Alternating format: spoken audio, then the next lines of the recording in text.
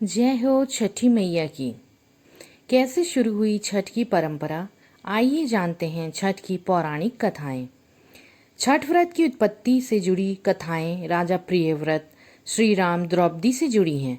इन पौराणिक प्रसंगों में सूर्य पूजा, षष्ठी तिथि और छठी मैया की कृपा का उल्लेख है।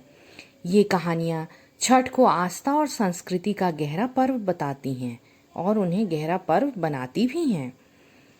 छठ पूजा सिर्फ सूर्य देव की उपासना नहीं है, बल्कि यह लोक आस्था, पौराणिक मान्यताओं और विश्वास का संगम है। इस व्रत की शुरुआत को लेकर कई कहानियां प्रचलित हैं, जिनमें द्रौपदी, सुकन्या और नाग कन्याओं की कथाएं भी शामिल हैं। बिहार, झारखंड और पूर्वी उत्तर प्रदेश में छठी मैया की पूजा लोकगीतों और रीति रिवाजों के साथ की जाती है। आइए सुनते हैं सबसे पहले द्रौपदी और सूर्य व्रत की कथा। भविष्योत्तर पुराण के अनुसार जब पांडव वनवास में थे और युधिष्ठिर भोजन की व्यवस्था को लेकर चिंतित थे, तब 80,000 मुनि उनके आश्रम में आए। द्रौपदी ने अपने पुरोहित धौम्य ऋषि से समाधान पूछा।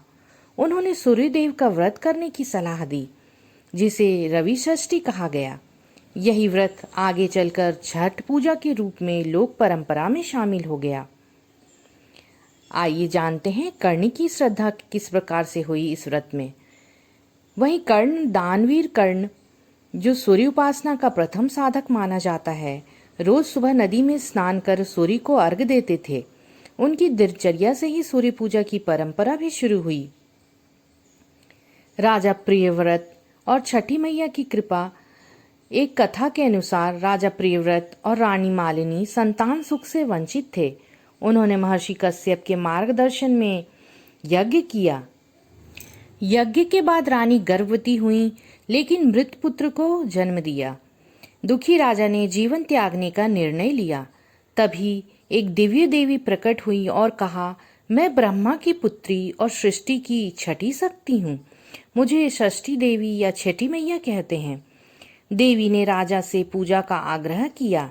राजा ने कार्तिक शुक्ल षष्ठी को विधिवत पूजा की और उन्हें पुत्र रत्न की प्राप्ति हुई।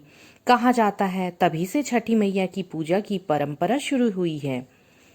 आइए अब जानते हैं श्री राम और मैया सीता ने कैसे सूर्य की पूजा उपासना की। त्रेता युग में लंकापति रावण का वध करने के बाद भगवान श्री राम को ब्रह्म हत्या का पाप लगा। ऋषि मुद्गल ने उन्हें कार्तिक शुक्ल षष्ठी को सूर्यदेव की पूजा करने का उपाय बताया। श्री राम और मैया सीता ने 6 दिन तक ऋषि के आश्रम में रहकर विधिवत सूर्य पूजा की। मान्यताओं के अनुसार यही परंपरा आगे चलकर छठ पर्व के रूप में लोक आस्था में शामिल हो गई।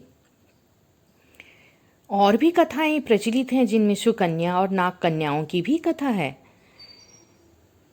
कहा जाता है कि प्राचीन काल में राजा शर्याती की पुत्र सुकन्या ने नाग कन्याओं के उपदेश पर सूर्य व्रत किया था।